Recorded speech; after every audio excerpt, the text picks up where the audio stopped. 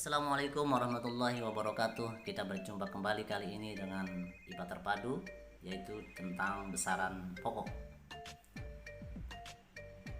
Pada kegiatan sebelumnya, anakku semuanya telah menyimpulkan bahwa dalam kegiatan pengukuran perlu menggunakan satuan baku, satuan yang disepakati bersama. Besaran yang disepakati bersama itu dinamakan sebagai besaran pokok. Yang termasuk besaran pokok, yang pertama adalah panjang. Dalam IPA, panjang menyatakan jarak antara dua titik. Misalnya, panjang papan tulis adalah jarak antara ujung-ujung papan tulis. Panjang bayi yang baru lahir adalah jarak dari ujung kaki sampai pada ujung kepala bayi. Besaran panjang menggunakan satuan dasar sistem internasional, yaitu meter. Selain meter, panjang juga dinyatakan dalam satuan-satuan yang lebih besar atau lebih kecil dari meter dengan cara menambahkan awalan-awalan. Misalnya, 1 km setara dengan 1000 meter, 1 cm setara dengan 1/100 meter sama dengan 0,0 meter. Sebaliknya akan diperoleh angka 1 meter sama dengan 1/1000 km atau 0,001 km.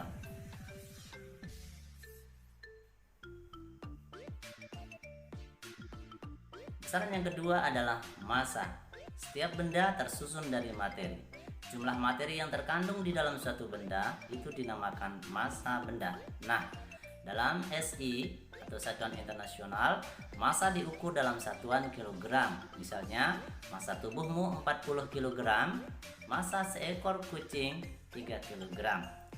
Dalam kehidupan sehari-hari, orang menggunakan istilah berat untuk massa. Namun sesungguhnya, massa tidak sama dengan berat. Massa suatu benda ditentukan oleh kandungan materinya dan tidak mengalami perubahan meskipun kedudukannya berubah.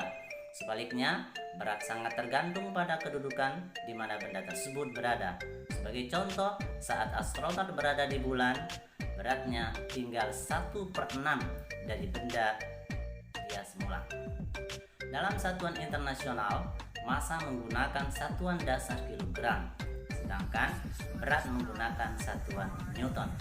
1 kg standar sama dengan massa sebuah silinder yang terbuat dari campuran platinum dan iridium yang disimpan di Sèvres, Paris, Prancis. Massa 1 kg setara dengan 1 liter air pada suhu 4 derajat Celcius. Inilah gambar 1 kg standar yang disimpan di Sèvres, Paris, Prancis.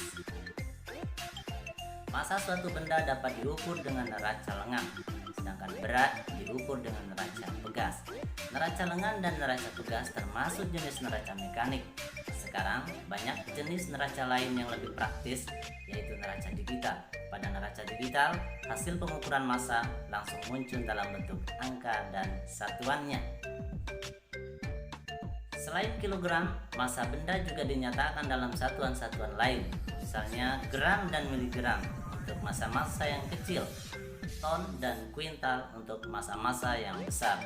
1 ton sama dengan 10 kuintal atau 1000 kg, 1 kg sama dengan 1000 gram, 1 gram sama dengan 1000 miligram.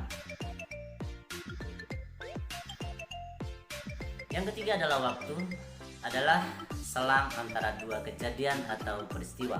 Misalnya, waktu perjalanan diukur sejak mulai bergerak sampai dengan akhir gerak. Waktu dapat diukur dengan jam tangan atau dengan menggunakan stopwatch. Untuk peristiwa-peristiwa yang selang terjadinya cukup lama, waktu dinyatakan dalam satuan-satuan yang lebih besar. Misalnya menit, jam, hari, bulan, tahun, dan abad. 1 hari sama dengan 24 jam, 1 jam 60 menit, 1 menit 60 sekon atau 60 detik.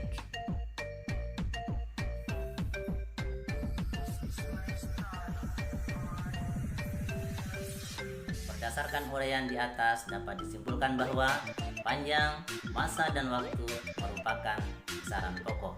Nah, berdasarkan hasil konferensi umum mengenai berat dan ukuran mungkin 14 tahun 1971, sistem internasional yang disusun mengacu pada 7 besaran pokok. 4 besaran pokok yang lain nanti akan kita pelajari pada yang akan datang.